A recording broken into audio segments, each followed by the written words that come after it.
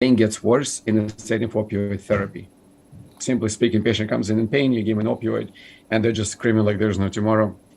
You're not quite understanding why is it happening. They're suffering from an opioid-induced hyperalgesia. And in these settings, opioid, as I just illustrated, may not be best line of defense. So should you identify patients who are suffering from opioid-induced hyperalgesia, which is primarily mediated by NMDA receptor agonism, you should consider utilizing non-opioid analgesia, such as ketamine. All right, this is parental opioids, and I'm going to talk briefly about oral opioids. So for the most part, again, if we honor equi-analgesic conversion, there is no difference with respect to efficacy when it comes to pain relief between commonly used oral opioids in the ED in the United States and probably Canada. We're talking about oxycodone, hydrocodone, or morphine sulfate.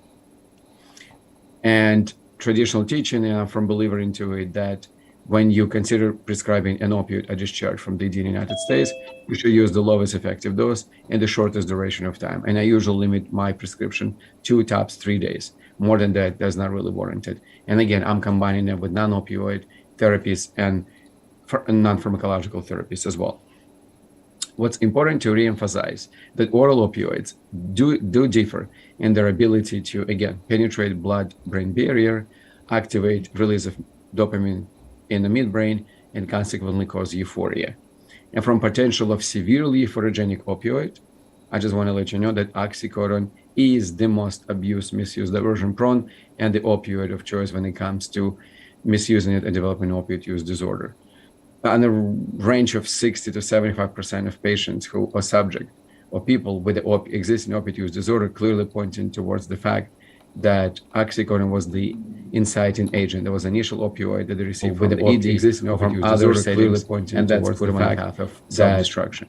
Why is it happening? Well, because oxycodone has unparalleled ability to penetrate blood-brain barrier and cause euphoria, and it has a very high oral bioavailability, highest than any available opioids. We're talking about 80% of oral oxycodone gets into the bloodstream versus 20% of morphine sulfate immediate release or 22% of hydrocodone. So there's a push, and it's by one of my third biggest pet peeve, that oxycodone should not be used as a first, frankly, as a second, and probably as a third line defense when it comes to oral opioids. It's very euphorogenic, it's very addictive prone, and it's responsible for scores of death in the United States between 1996 and 2010. Hydrocodone, usually combined with acetaminophen, known in the United States as a Vicodin or Norco, 3 times more frequently used for medical purposes, and 3 times more prescribed than oxycodone, but 3 times less used for non-medical purposes. Hydrocodone, still addictive, and due to the fact that its active metabolite is hydromorphone. And the issue with hydrocodone is that it's a very short acting. It kicks in about an hour and it lasts about 4 hours. So if you get this jolt of euphoria after single dose, and because frequency is every 4 hours, you may get actually very, very susceptible to the fact that you would like to take the medication in recurring fashion to continuously experiencing this reward, that elation, that euphoria associated with its use. For that very reason, again, hydrocodone should not be used as a first-line defense when it comes to opioids in the ED. Tramadol, or I usually say tramadol, it's one of the evil of the medication. I personally believe it's a bad of a drug. It's a monster because it's due to its poor analgesic efficacy, very bad adverse effect profile, and even more worrisome drug-drug interactions. Tramadol should not be used in the ED, period, in any form, shape, or route. It's just my opinion, and we can have a conversation afterwards. Side effects of tramadol related to its norepinephrine and serotonin reuptake inhibition and opioid moiety. Opioid, it tends to cause opioid overdose, whether pinpoint pupils, respiratory depression, and of course, its active metabolite, which is M1 or desmethyltramadol, notoriously known to be responsible for the addiction. Similarly, because of norepinephrine serotonin reuptake inhibition, tramadol has a unique set of adverse effects, of which seizure is the most prominent. It can kick in about 100-150 milligram dose, which is usually therapeutic dose for pain management. In addition to it, tramadol causes hyponatremia, hypoglycemia, serotonergic toxidrome or syndrome, and many, many drug-drug interactions. So please, again, my opinion, this drug should not be on the market in acute care settings at all. Codeine, similarly, worst evil ever, makes everybody constipated, but as an analgesic, I don't think it works as well as people think it is. And remember, genetic variability in P450 that subdivides people into poor metabolizer, rapid metabolizer, ultra rapid metabolizer can either have so much pain relief, which may lead to overdose and death, or no pain relief at all. So from perspective of safe, efficacious, and judicious pain management, I do not believe that codeine alone or in combination with acetaminophen such as Tylenol 3 should be used in the ED as a first, second, or third line of defense. So what's we left with? Well, me personally, I've been prescribing morphine sulfate immediate release for over past 7 years. It's less euphoric. It provides similar analgesic efficacy as oxycodone and hydrocodone. And in the United States, because it's less euphoric, it has a less of a street value and less potential for diversion. So 7.5 milligram to 10 milligram oral per dose with a frequency every 6 to 8 hours for 2 days is enough for opioid naive patient to take edge of their acute presentations in the ED and at discharge. Morphine sulfate immediately available in a tablet form, in a liquid form, and even as a suppository as well. So I'm going to sum the opioid part up with respect to do's, don'ts, and some maybes. There's no maybes with opioids. I'm going to focus on what we do and what we do not do in the ED. What to do? Titrate opioids to effect. When you prescribe an opioid, in addition to quantitative dosing and frequencies, consider ability of opioid induce euphoria, and for that reason, choose the one with the least ability to do so. If IV is unavailable, utilize subcutaneous route, intranasal route, nebulized route. Be cognizant of the fact with patient with underlying renal insufficiency or renal failure and adjust dose accordingly. If you recognize that patient is suffering from an opioid use or opioid-induced pruritus, consider use intravenous naloxone rather than intravenous diphenhydramine. And when it comes to oral opioids, use or consider utilizing oral morphine sulfate immediate release as an opioid of choice. What we shouldn't be doing or should not be doing in DD, use IM route for opioid delivery to our patients in pain. Use hydromorphone as a first-line defense in parenteral and oral forms. Use opioids in the setting of opioid-induced hyperalgesia. Very important component, which I didn't mention to it, but I think it's self-explanatory. In the acute care settings, I'll stress this out, ED physician should not be prescribing long-acting, sustained-release, or extended-release opioids, including transdermal fentanyl combinations. Because in these settings, especially if it's given to opioid-naive patients, it will kill them. And lastly, do not use and prescribe oxycodone and tramadol, at least not as a first or second-line defense. Definitely not tramadol. Oxycodone, it breaks my heart to tell you, if everything else fails, sure, but I would probably stick to morphine sulfate immediate release and then hydrocodone. So that wraps up the opioid portion, and let's talk about non-opioids. So what do you do if patients may have contraindications to opioids, you not feel comfortable, or their hemodynamic status precludes you from giving opioids from the get-go? Let's see what are available on the market. And we're going to start with intravenous acetaminophen and oral acetaminophen. So oral acetaminophen and intravenous acetaminophen, to me, they are the same with respect to, and you may disagree, and I would love to hear your opinion, that they provide at most modest pain relief, especially oral acetaminophen. It's a great pain reliever. It's not a good analgesic. It's a weak analgesic, even if you give it alone or in combination with anything else you want to. Intravenous acetaminophen, when it was approved officially in 2010 in the United States by FDA, created initially, I call this analgesic orgasm, because everybody all of a sudden felt like they have a cure for every single pain condition. Well, it turns out it's not the truth. Intravenous acetaminophen is non-titratable. It's given every 6 hours. And the only advantage of IV acetaminophen in comparison to oral, it gives you faster onset of action and faster ability to reach the steady state plasma level. Problem in the United States, if we're talking about a 40 to 70-fold price difference between oral and intravenous, which makes intravenous acetaminophen unavailable for the most EDS department in the country. So once again, if you're pressed on case-by-case basis, you might consider using intravenous acetaminophen, but I'm a firm believer that from pharmacokinetic and everything else, it's a good pain fever reliever. It's not as good of an analgesic. Similarly, Addition of acetaminophen to ibuprofen does not or did not result in any additional pain relief in the patients presenting to the ED with acute back pain. So this particular combination does really work well. So I would just stop using it.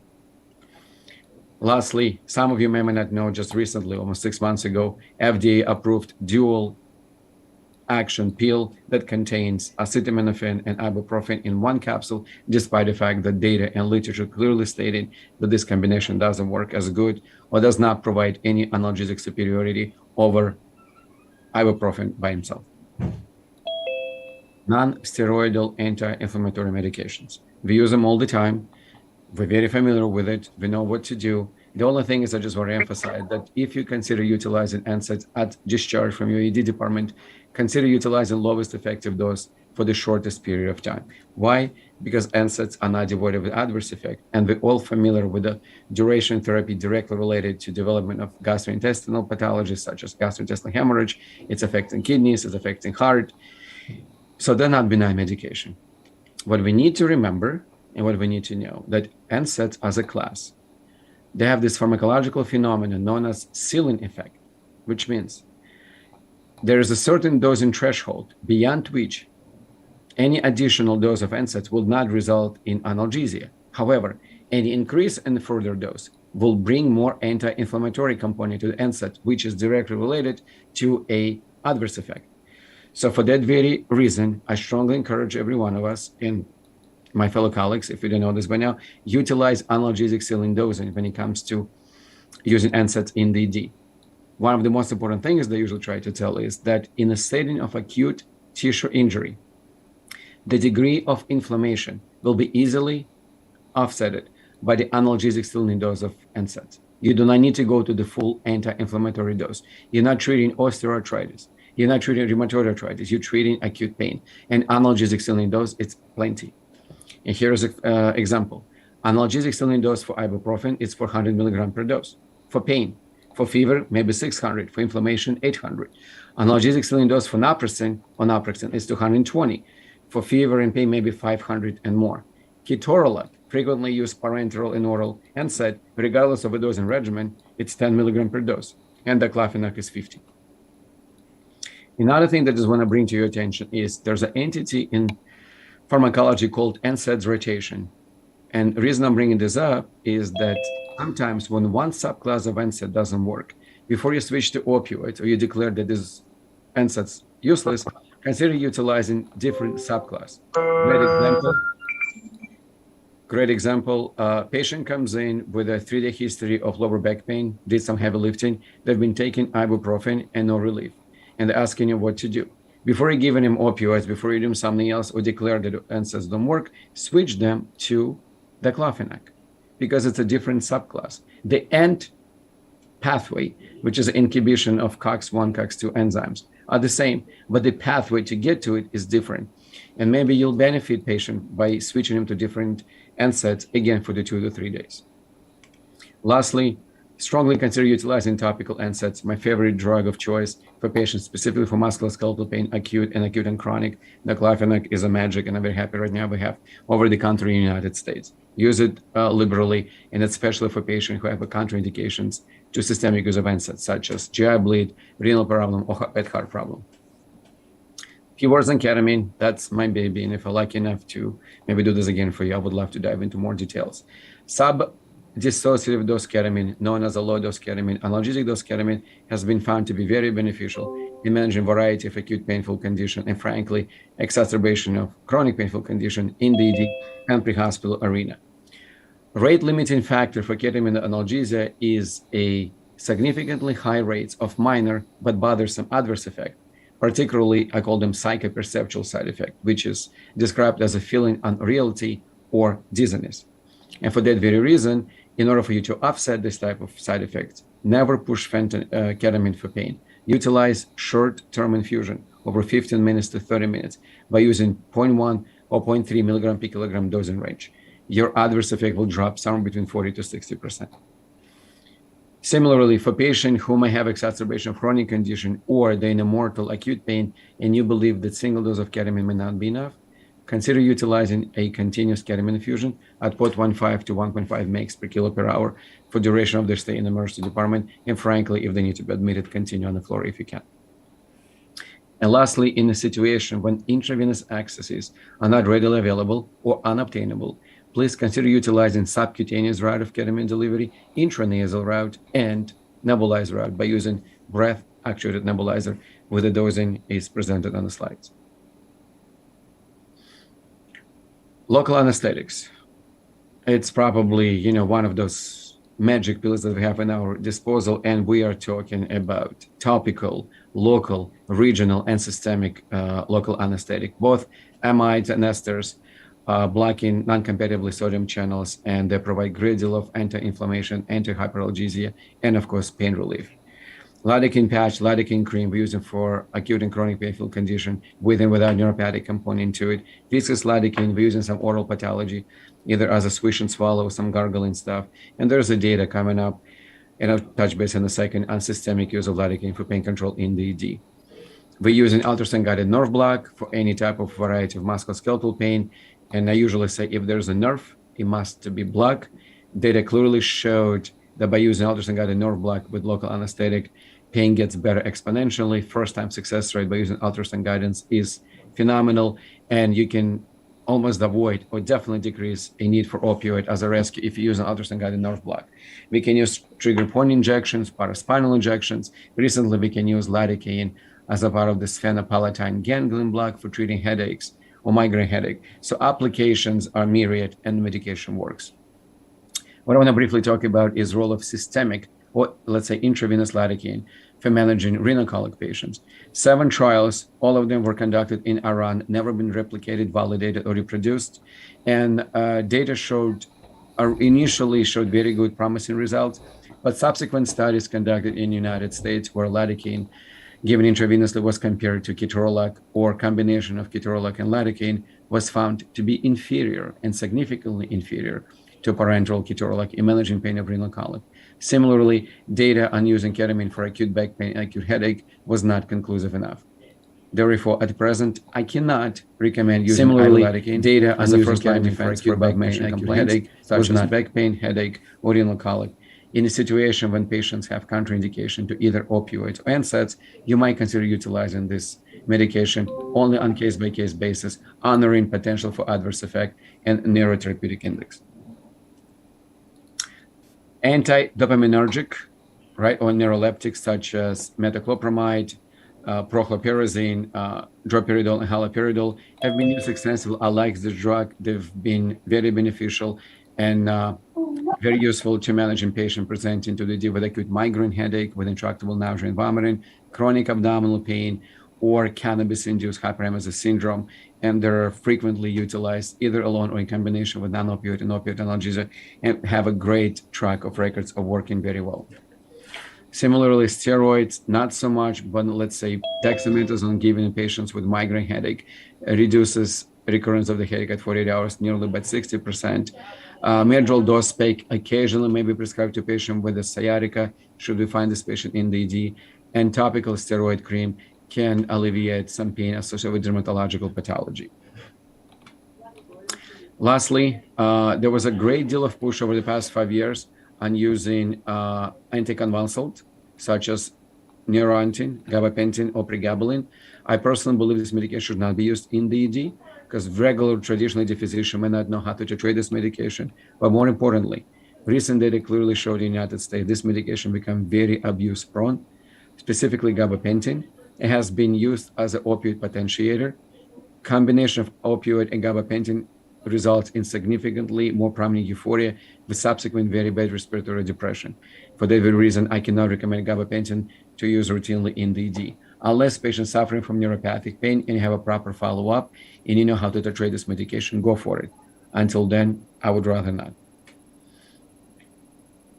Muscle relaxant, also called muscle relaxant, should not be used in the ED and not discharge, specific for patient presenting with acute low back pain. Why?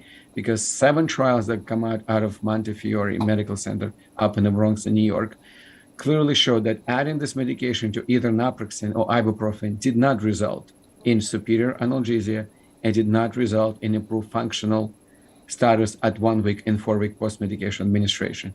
Problem with all this medication, they're sedative prone and they're prone to misuse and abuse as well. So at present, if you have a patient with a low back pain, there's no such a thing as a muscle relaxant.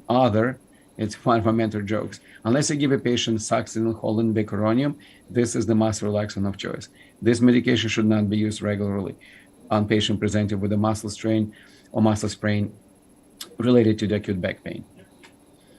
Similarly, baclofen is very misuse and abuse prone. Only in a clear-cut cases with the acute spasticity, you should be considered using this medication. But this medication should not be used on a regular basis for trivial sprain and strains. So sum this up. When it comes to non-opioid analgesia, what should we do? We should utilize NSAIDs analgesic xenon, and we should honor their rotation. We should use broadly topical NSAIDs, especially in patients who have contraindications to systemic use. We should consider utilizing sub-dissociative dose ketamine either alone or as an adjunct to opioid or other non-opioid analgesia for a variety of acute painful conditions in the ED. We should definitely use local anesthetic broadly by various routes, but be cognizant of the fact that IV lidocaine may not work. We should be using antidopaminergic and neuroleptics for intractable nausea and vomiting, severe headache, chronic abdominal pain, gastroparesis, and cannabis-induced hyperemesis syndrome, and considering case-by-case basis topical or systemic corticosteroids, bearing the contraindications to them. What we shouldn't be doing is we should not be using intravenous acetaminophen routinely in the ED. And again, I'm just prefacing it from the perspective of North America. We should not be using intravenous lidocaine as a first-line defense for acute painful conditions such as renal colic, back pain, or headache. We should not be using gabapentinoids for acute pain as well as muscle relaxants. And lastly, I'm going to wrap it up with what has potential to be used for pain management in the ED. One of the medication is dexmedetomidine, known as a sedative hypnotic, used frequently in ICU for sedation. But this medication was shown to be very effective in managing a variety of chronic and specific chronic neuropathic pain, as well as patients with a sickle cell disease, vaso-occlusive crisis, and patients with severe neuropathies, either alone or in combination with ketamine. Sub-anesthetic dose propofol, I'm talking about a 10 to 15 milligram, given every 3 to 5 minutes, has been found efficacious in managing intractable or refractory migraine headache when every other therapy fails. Similarly, emerging data, slowly, but emerging data demonstrate use of oxytocin nasal spray for managing a variety of headache, but primarily focus on migraine.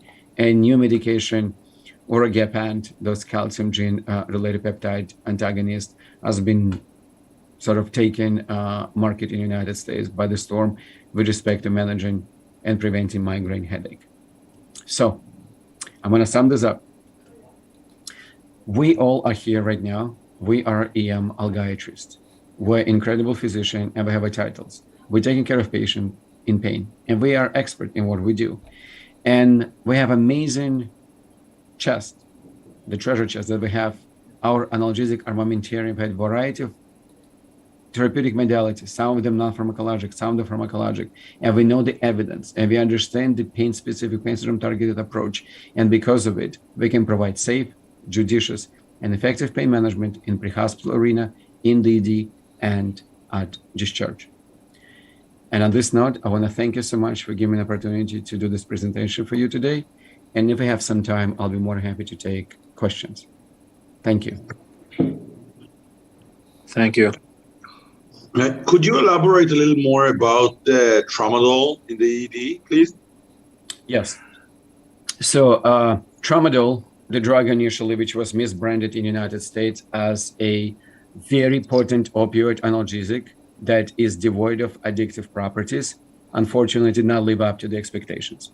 Head-to-head comparison of tramadol and NSAIDs and acetaminophen showed lack of superiority of tramadol in comparison to this medication. Similarly, tramadol doesn't match analgesic efficacy of commonly used opioids such as morphine, hydromorphone, or fentanyl.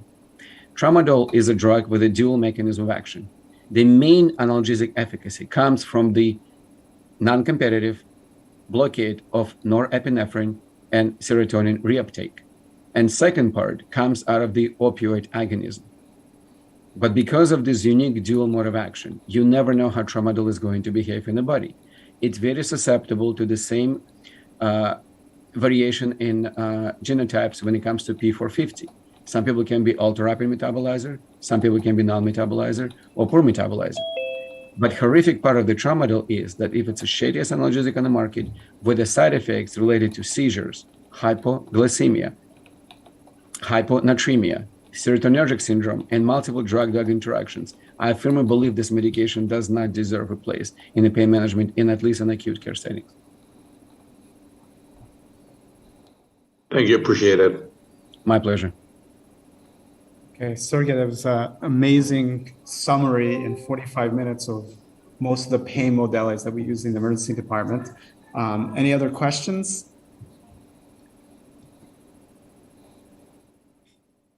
Okay, as from Ella, from Beersheba down south, what would you suggest for chronic regional pain syndrome? Wow. Well, she doesn't ask the easy questions. No, that's a beautiful question. Yeah, and I respect that. So look, I've been doing emergency medicine for, include residency, close to 21 years. And I've seen twice patient with the pathology that you mentioned to me. The thing that works for them is either ketamine coma or barbiturate coma. They get intubated, they get put in ketamine infusion for 48 to 96 hours, and they go home. In the ED, however, combination of low-dose ketamine infusion between 12 to 24 hours with the premise that you can actually put this patient in observation unit, not necessarily admit him to the hospital, with addition of touch of lidocaine and frankly dexmedetomidine may do the trick. But this patient are probably one of the worst when it comes to pain management. And, regular ED physician, myself included, I'm not neither equipped or familiar with all the modalities that we use. Bisphosphonates, steroids, monoclonal antibodies just doesn't seem to be working as well. But in acute flare, continuous ketamine infusion with addition of either lidocaine or dexmedetomidine may do the trick. I have a question, Avi. Go for it. Hi, Sergey. It's Ahmed here. Thank you for this amazing talk. I have a few questions. Probably let's start with the first one. What would be your first pain management of choice for a young fellow with a suspected renal colic in the emergency department? Thank you. So question is young fellow, presumably healthy, renal colic. Parenteral NSAIDs, and when I'm saying parenteral NSAIDs, I'm talking about intravenous ketorolac or intravenous diclofenac. Again, if you catch my talk, I have a very bad aversion towards intramuscular injection. I just don't believe we need to poke people muscle to relieve the pain. So I'll start with the NSAIDs. If NSAIDs do not work, second line would be opioid, morphine. If NSAIDs or opioids do not work, I would probably consider giving him either IV lidocaine, which I have in my armamentarium. If everything else fails, I may add IV acetaminophen or paracetamol. And the most recent data show that you may actually consider using erector spinal plane block, ultrasonography, to control this pain. But from order of preference, NSAIDs plus opioids, and then either lidocaine or paracetamol plus minus block. And okay, thank you. And I think we most probably in Israel, most of the emergency department, we use a similar approach. We start with the ketorolac and then the NSAIDs and then opioids. The next question would be, if we have some patient with the, let's say, older age, above 60, 65, and you want to be careful with the NSAIDs. So same fellow, but this time, older age, you would go for opioids first? If fellow doesn't have actual contraindication to an NSAID, if you remember I mentioned earlier, analgesic saline within the NSAIDs will be very beneficial to this particular patient who's older than 60 years of age. I'd give him 10 milligram of ketorolac or 25, no more than 50 milligram of diclofenac to start with. I would definitely reduce the dose. And if I'm afraid, then I would start with opioid. Yes, I would do opioid for these patients. I was going to ask you, do you guys use metamizole, Dipiron in Israel? Analgin, Barrel? Is it the droperidol? No. There's a... Yeah. We use it. It's called Optalgin. We use it a lot. Dipiron. Dipiron, I know in South America it's metamizole or Dipiron, and I'm originally from former USSR, so we use analgin equivalent to it. So that's probably one of the first drug of choice for any age, anytime. Perfect. So I forgot to mention too. So if you have this drug, I would probably start even with this one, and then maybe either add or combine with NSAIDs because it's not quite an NSAID itself. We don't have it in the United States. That's why I wish we could. But I would just add this medication to armamentarium as well, of either young or adult patient or older patient. We have it and we use it a lot. Beautiful. And then we get the patients who have the side effects from it. It decreases your white, Well, but remember, the fact is only, and a single dose, again, metamizole has an analgesic ceiling, right? And we're talking about a 500 milligram. It's not a 1 gram, it's 500. And the degree of agranulocytosis, that's why it was a black box warning in the United States, is essentially not is negligent, because if you use therapeutic range only for the ED, you should not be reducing anybody's white blood cells. That's just my opinion to it. It's a safe medication to give in the proper dose. But I'm saying we do see patients who come to the ER. You say okay. Granulocytosis. Once, probably once or twice a year. Okay. Maybe once every 3 to 4 years, you would see someone even admitted to the ICU. Usually, even could be young ones with agranulocytosis, and you have to treat them. So the only thing I can attest to it, look, I have no experience to it. I remember my childhood memory is striking that my butt was painted as a British flag because I got so many pokes in when I was little. But the fact is, if you use analgesic saline, and I believe it's between 250 to 500 rather than a gram, you might actually do good by a patient by controlling their pain. And maybe in theory, you may avoid agranulocytosis. But again, it's a short-term pain relief shoot. I really don't know what to tell you. Right. It's an interesting Do you have any experience? Do you have any experience with the Lergactil for migraine? Lergactin, it's a generic name or it's a brand name? It's the dopaminergic for migraine attacks. Chlorpromazine. Okay. I use prochlorperazine. That's my agent of choice, which is known as a Compazine. And I combine this with diphenhydramine at 25 milligram. Reason being, rate of akithisias, a little twitching and everything else is very prominent. I don't use it when I use metoclopramide, known as Reglan, but I use fair amount of prochlorperazine, dosing 10 milligram over half an hour to 45 minutes in combination with diphenhydramine, and it works like charm. And of course, I use fair amount of droperidol. That's the medication we get back in our emergency department. For migraine? For migraine, yes. Okay. Thank you. I have a question. Avi, can I ask a question? Yes. Rak Shani, I just want to introduce you. This is Professor Michael Drescher. He's the head of the Israeli Association of Emergency Medicine. And of course, you can ask a question. It's an honor and pleasure meeting you, sir. Thank you. Likewise, and thank you very much for an excellent talk. I guess 2 questions. First of all, speaking of migraines reminded me of I've been using magnesium for migraine. There was a study that came out, which is a double-blind study, which I thought was kind of impressive, that a gram of magnesium, and it seems to work. I mean, so have you had any experience with that? Yes. I'm approaching magnesium from the point of view, if you give it to an essentially healthy patient that you really have no concerns or worry about that magnesium can do, you may add to it. My personal experience, it's a 4th or 5th tier of defense when it comes to migraine.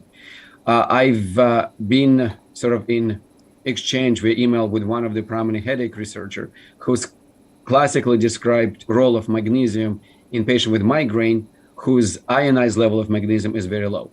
But we're not routinely drawing blood work and checking ionized magnesium. So while the study that you're alluding to I came across was rather impressive, my practical experience clearly tells me that's not a 1st, 2nd, or 3rd line of defense when it comes to migraine. It may work, it may not. And the other question I had was regarding practicing in the U.S. I also had a aversion to using tramadol. When I came to Israel, I saw that people were using IV tramadol, which really I hadn't been using in the U.S. And it actually seems to work. I mean, oral tramadol I thought was virtually useless with all the disadvantages that you mentioned. But IV tramadol in the emergency department, At first, I thought it was, kind of voodoo, and maybe it is, but people seem to get better with it. Do you notice any difference between the IV and oral efficacy? I do not have experience with the IV tramadol because we don't have it in my shop. My hospital doesn't carry it, my formulary doesn't have it, and I believe we're just not planning on getting it anytime soon. So to answer to your question, simply no, I don't have experience with IV tramadol. We can send you a couple of barrels full. We use it so much. Fine. If I ever come to Israel, I'm just going to bring the additional suitcase, see how it's going. Thank you. I like your generous offer.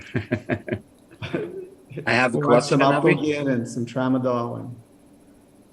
But interesting, Mike, are you using metoclopramide with it automatically, or are you giving it? Well, I'm not, but it does have this there's this package deal of tramadol and metoclopramide together, which, I'm not a big fan of using metoclopramide prophylactically, either with morphine or with anything else. I think if the patient's nauseous, you should give him rather than giving 90% of the patients needless medicine. But yes, people do use it that way, the combination. My personal experience with tramadol is patients really vomit and they have bad side effects if you give it the medication is very quick.